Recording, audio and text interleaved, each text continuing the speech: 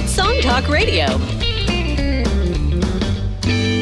Welcome to Song Talk Radio, the show with songwriters talking to other songwriters about the craft of songwriting. We share tips, tools, and techniques, and together we all become better at writing songs. Dialing in from our headquarters in Toronto, I'm Neil Modi, and with me, my usual co-host, Phil Emery. How you doing, Phil? I'm doing pretty good, calling in from St. John's, Newfoundland, where it's still sunny and warm and quite nice. So I'm enjoying all the nice weather because I'm sure it'll go soon. It's all heading south into the winter soon, yeah. Yes. All right. For everyone else, please send your comments and questions to @Songtalk Radio on Facebook or Instagram, or feedback @songtalk.ca for the email, and we'll share your thoughts on the show. And please visit songtalk.ca to see the show post for this episode, and to find links to resources we mention, and to download lyric and chord sheets to follow along with the songs that we feature. Tonight, we're very happy to welcome Canadian singer-songwriter Sean Bertram back to the show. How you doing, Sean? Doing great. So happy to be back with you guys. Yeah, it's been a hot minute since you've been on the show. I was glad to have you back, and I'm glad to see you're still working the musician thing. Oh, you betcha. Doing all the good stuff. All right. And before we get to Sean's great new song, just a reminder again about our songwriting challenge for 2025 is to write a song in an odd time signature. Please send in your songs to us by November the 10th, 2025. And of course, as usual, Phil and I will share our answers to the challenge sometime soon. And, after that date, we'll be showcasing our listeners' songs on the show, which we've done in the past few years. And it's been always a blast to hear what our listeners come up with. So you can send your song to feedback@songtalk.ca. Give us an MP3, a lyric sheet, preferably with chords, and a little paragraph or two about your songwriting process and what you went through and how you challenged or how you took on this challenge. And then we'll read your little narrative on the line, on the air, and play your song and have a little feedback and conversation about it. So always a good time. Yeah. Have you made any progress on your challenge, Phil?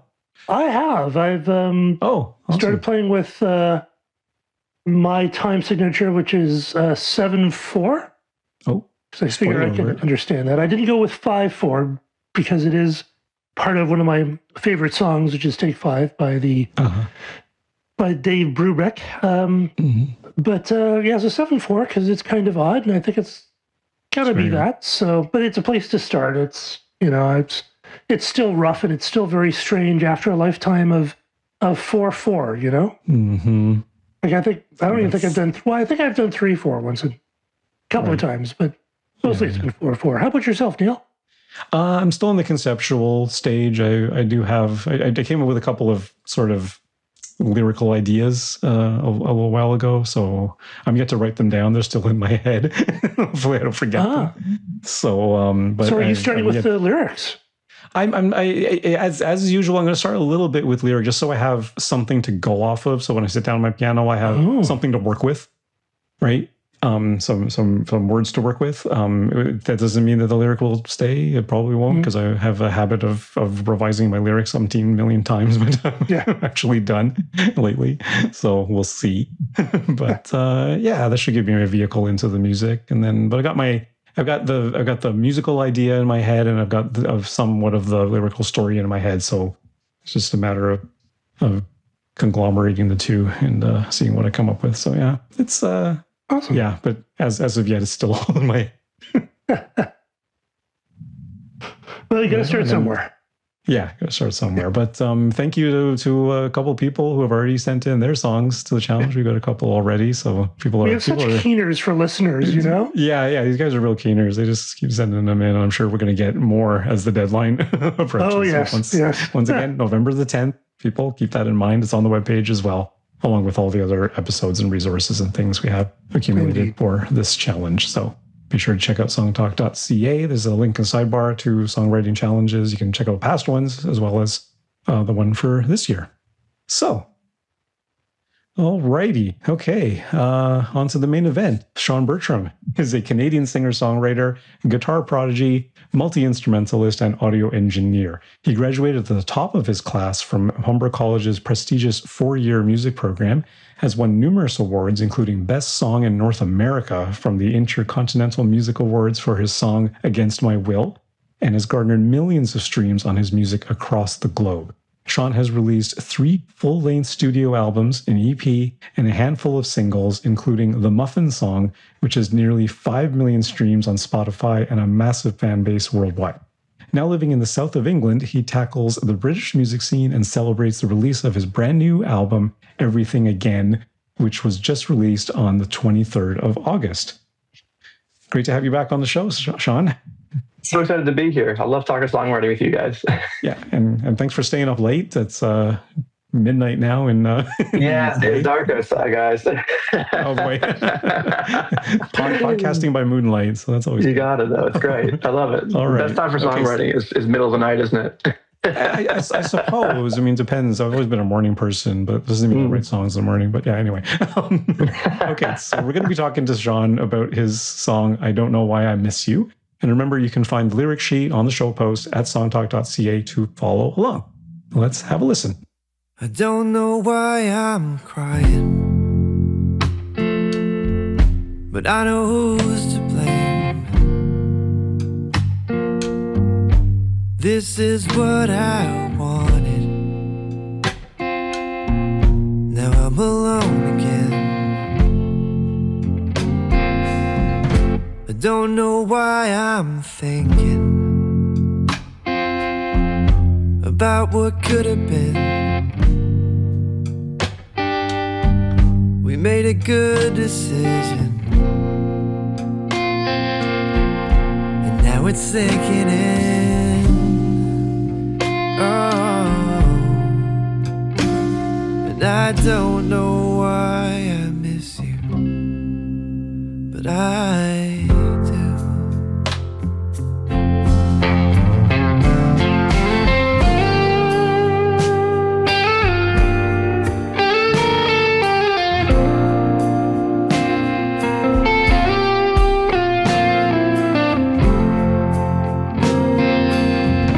You gave me back my sweaters,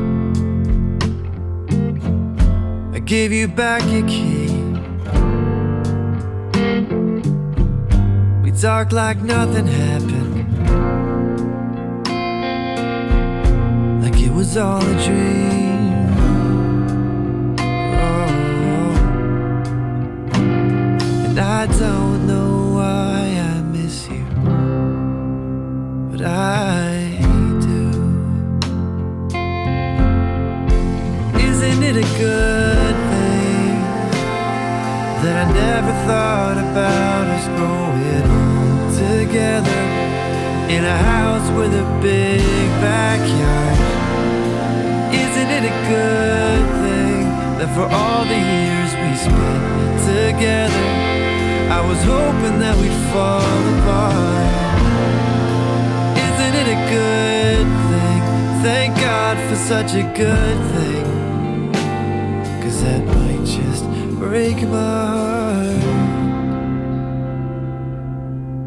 I don't know why I'm lying, or who I'm singing to. All I know for certain, it sure as hell ain't you.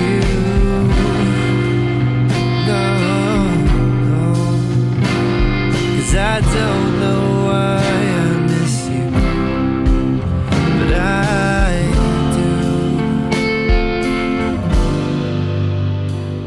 No, I don't wanna say I miss you, but I do.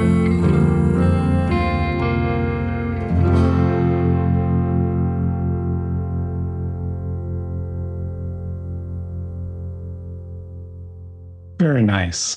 What a brilliant song. Yeah. Thanks, guys. How nice to hear a lead guitar in a song, because that doesn't happen much anymore. You know, that sort of lead guitar thing has kind of gone out of style.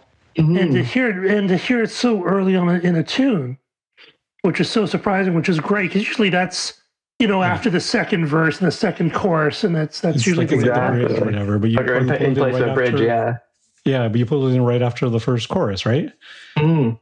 Yeah, a very, very John Mayer thing to do, I feel like. That was very much what I was thinking for the whole time. I was like, this solo needs to sound like John Mayer. It sounds like a John Mayer solo as well. Yeah, very nice. I want to know. I want to know what that. I mean, this song starts out very kind of, almost Nashville 145.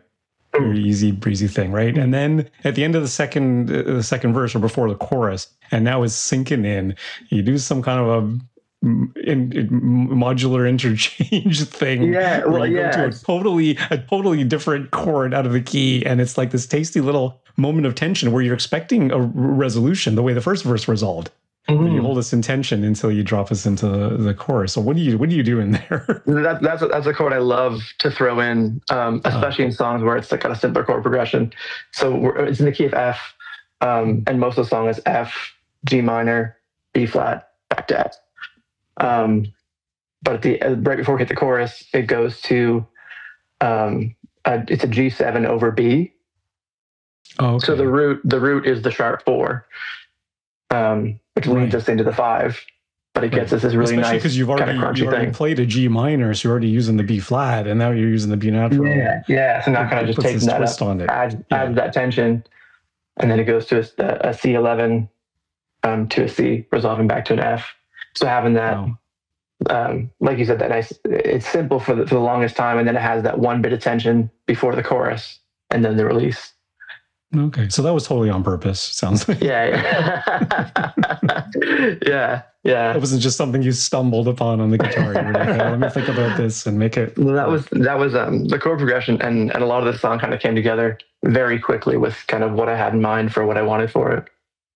And is it mostly like jazz songs that do that kind of a move? I feel like. A lot of them much in pop rock and stuff.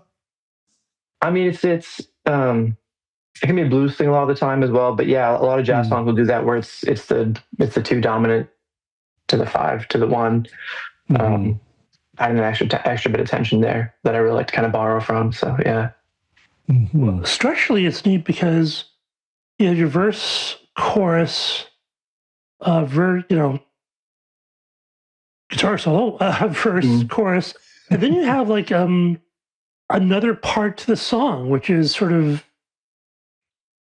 different, which is nice. Like it's not I think people would have normally wanted to go back to that verse format, but you actually have a totally like a C part in some ways. That's essentially your bridge, isn't it? It's a long bridge. It is, yeah. It's kind of why it's my favorite song that I wrote off the new album because of how different it is structurally and in terms of how it's put together. And yes, like you said, it's 2 verses and the chorus is really only one line. It's kind of just a hook at the end, right? And then guitar solo, verse, chorus, big long bridge, breakdown, verse, chorus. So lots of different sections. And I wanted it in that bridge to be a completely different thing and to have a full different tone and almost telling, because the whole thing is telling this really sad story. And I wanted the bridge to be the part where I could really expand upon it in a different perspective. And there I was thinking a lot of Randy Newman, because I love Randy Newman so much. And I love the way that he can write so many songs where the entire perspective is either satire or sarcastic or an unreliable narrator. So in that bridge, I was thinking, can I write a bridge that's completely sarcastic in the way that it's the opposite of everything I'm saying? So that was a fun kind of challenge to throw at myself for that bridge. Because the bridge is longer than your verse and your chorus. It's like significantly, yeah. Yeah, I thought that was so much fun. I didn't really read the bridge as sarcasm. I mean, I can see it now that you say it, but I don't know. I felt like, especially that for all the years we spent together, isn't it a good thing? All the years we spent together, I was hoping that we'd fall apart. Like that's kind of I don't know. I found that the most devastating line in the whole. I mean, there's a song, there's a sad song, but that is the most devastating line to me. Yeah, I feel that too, and that's like those lines. I was hoping to kind of ride that line of like it's true, but it's also like I wasn't. I was hoping that maybe we could keep it going, but this happens, and it might break my heart, and it did. So Yeah. For me, I read that as someone who's sort of almost like lying to themselves to sort of justify where they are. Yeah, because the line right after the bridge, right, is I don't know why I'm lying. Yeah. Yeah. Fair enough. Yeah, it's a fantastically complicated. Well, it's not a complicated song, but it's not a simple song, but it doesn't sound complicated. Like it doesn't sound like Yes, It sounds like it's just like a straight pop song, and people would just love it. And there's so much depth underneath it. It's just a beautifully crafted. So did this start off as a chord progression and then lyrics, or was it a lyrics? It started as the first verse. It was a shower idea. I get a lot of ideas in the shower, and this is one where I was literally in the shower. I decided I don't know why I'm crying, but I know who's to blame. This is what I wanted. Now I'm alone again, and I had that all like coming to me all at once. I jumped out of the shower, ran downstairs to the piano, and started figuring it out.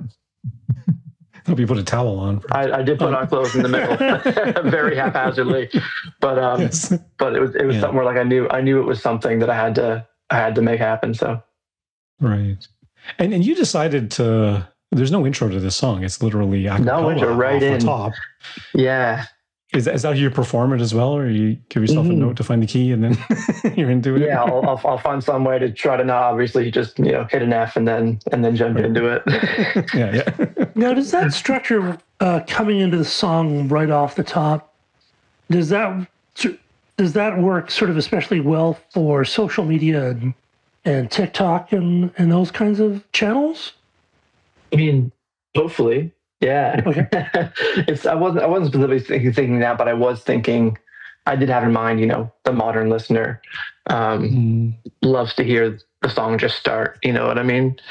Intros are unfortunately kind of going by the wayside these days. And so I was thinking, especially because I'd never written a song that just starts.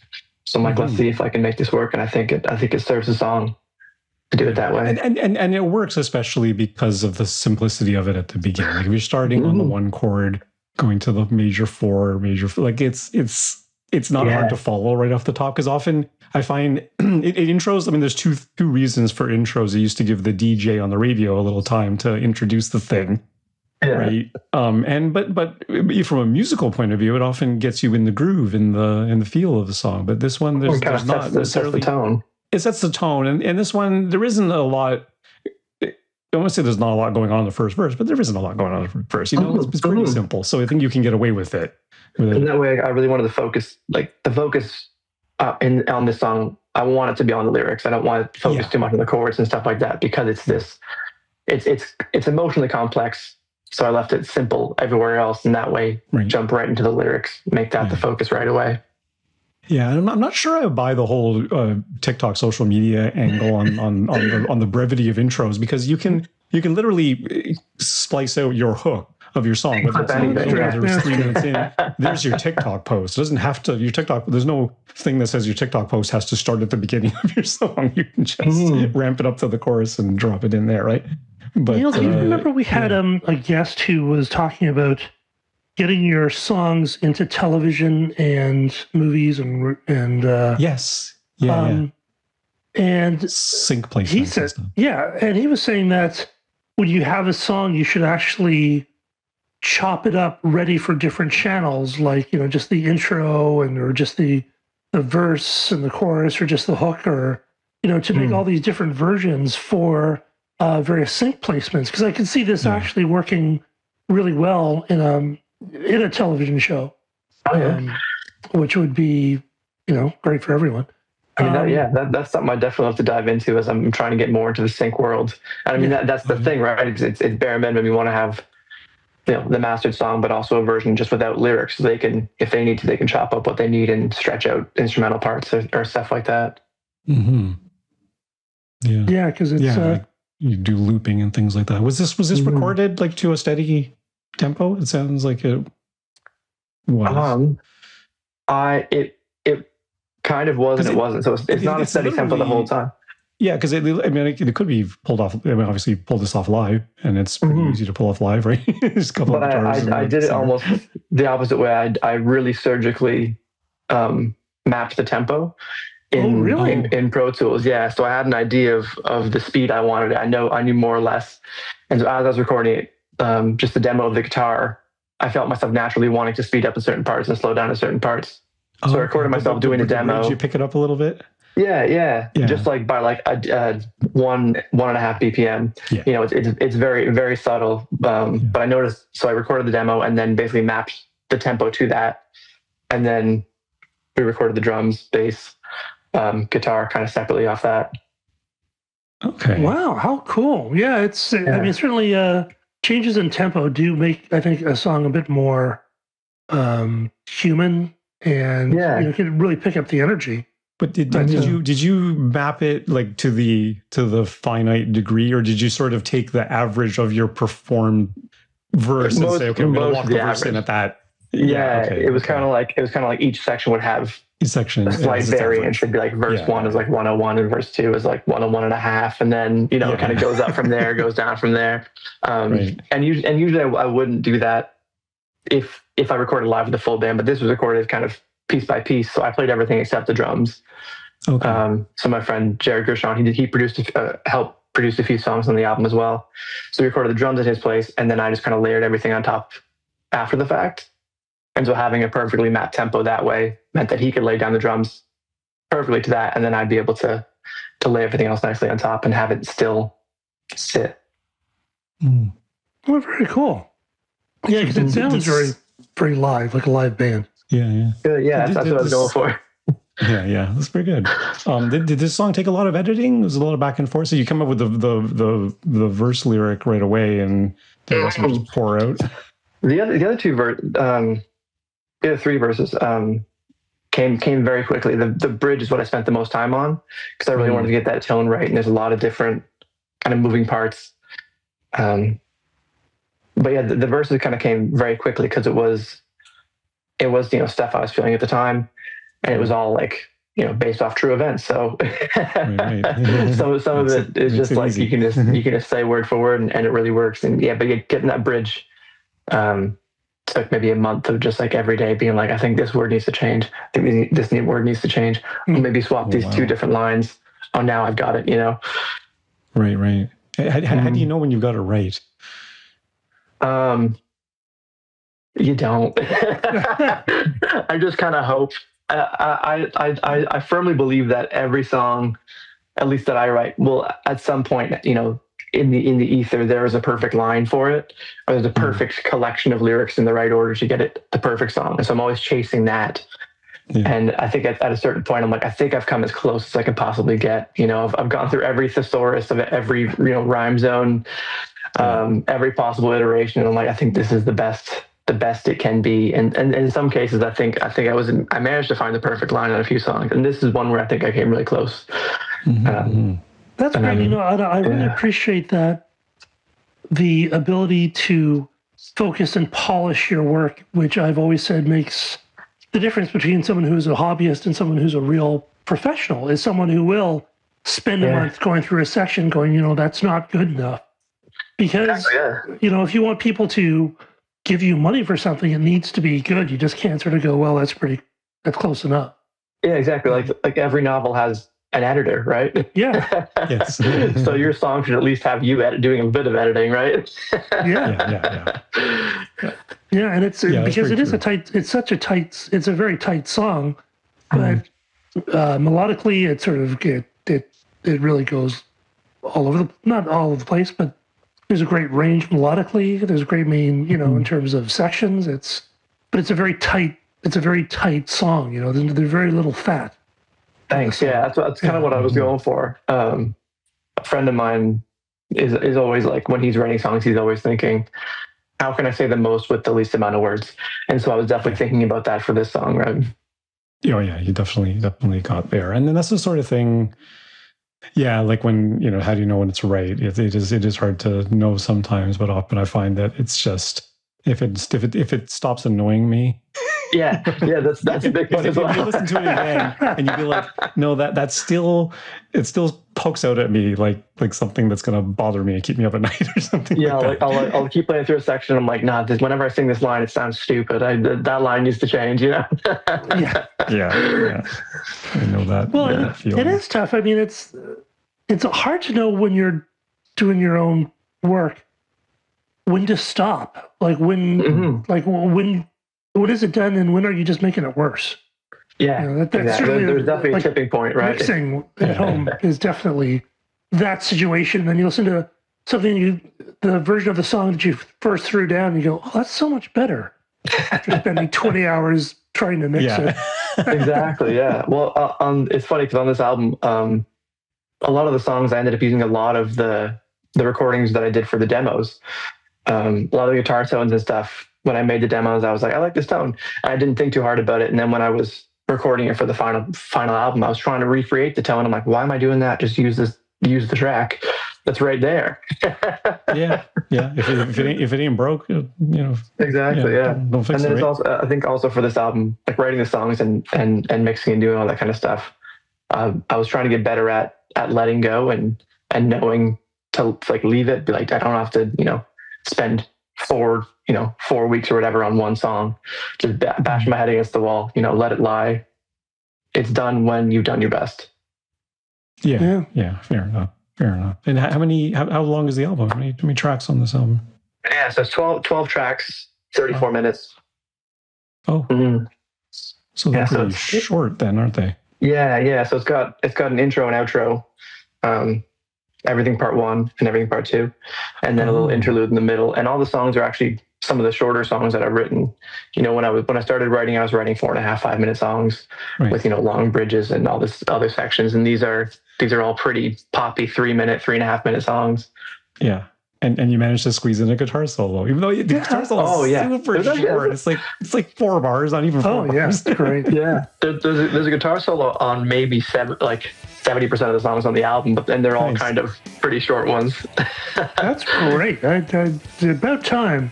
But everything that goes out of fashion does come back into fashion.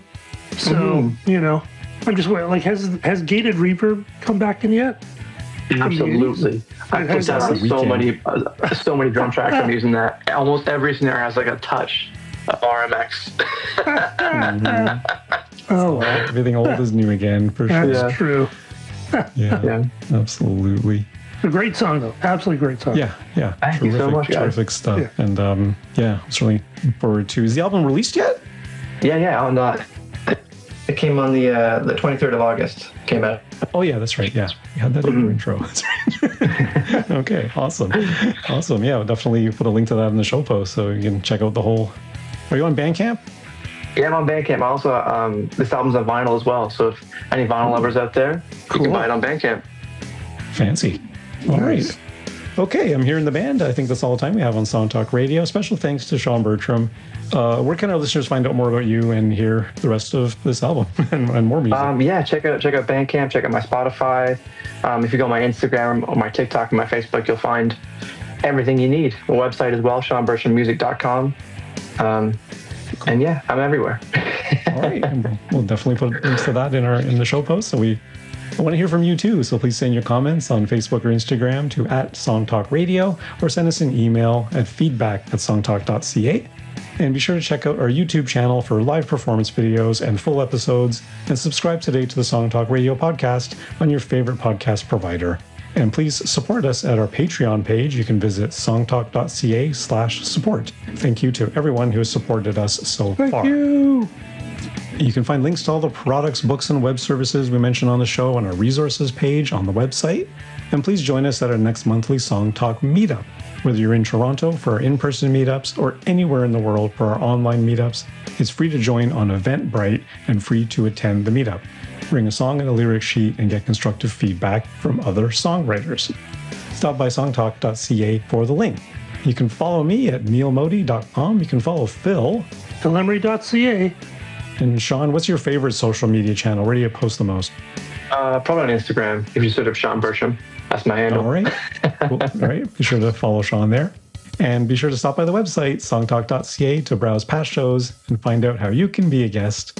Thanks for tuning in, and keep on writing. Rock and roll, kitty. Rock and roll.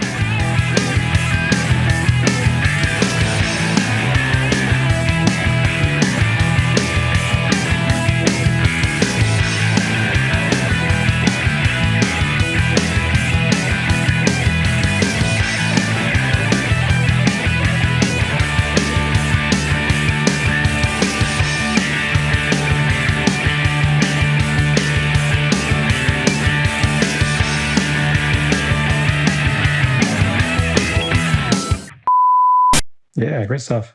Yeah, it's a fantastic song. Thank you. Appreciate that. That's great. How are you finding the UK? Loving it. Yeah. I mean, You've been there for a while now. Yeah, coming up on 3 years. Wow. Okay. Well, Yeah. Everybody always asks, like, what's all the different stuff from Canada? It's honestly not that different from Canada. Yeah. Just not as cold, not as hot. And people talk funny. That's about it. The accent. how's the music scene? It's good. Yeah, it's different because the country's so small, so it's kind of just everywhere. Yeah. You know. And everyone knows each other. Yeah. And I'm getting to know a lot more people. There's kind of like, it's a tight knit community is kind of scattered throughout, and I'm getting to know the Southampton people, and then got a show in London in a couple of weeks. I got a show in Winchester in a couple of weeks. Oh, wow. So I'm kind of driving all around. How far is London? London's not far. It's like a 2.5 hour drive in bad traffic, or hop on the train 2 hours, Yeah, that's nice. Mm-hmm. Yeah. Very cool. Yeah, it's UK is much smaller than Canada. It's smaller than Ontario. Yeah, seriously. That's still something I kind of can't wrap my head around, being so used to how big Canada is here. I'm like, France is like a half-hour flight away. Cool. Yeah, exactly. I'm in St. John's, Newfoundland, and like Newfoundland is like monstrously huge, and I think it probably has more. I think it probably might have the same landmass as the UK, actually. Probably, yeah. Yeah, because it's not many people here, but it's that's true. It is an ocean, yeah, very much. Yeah. I mean, Newfoundland. I love Newfoundland. The music scene over there has always been fantastic. I think. Yeah, lots of stuff happening out here. Mm-hmm. Yeah. Very cool. So, yeah, we'll probably take about a week to get the show out. And we'll send you an email when it's live, and if you could share it amongst your peeps, as the young people say, that would be really good. Yeah, happy to, guys. Thanks so much for this. Awesome. Great stuff. Yeah, thanks for coming on. Great to see you again. Congratulations. Yeah, you too. Thanks, guys. Okay. Great. All right. Have a good night. Awesome. Take it easy. Bye.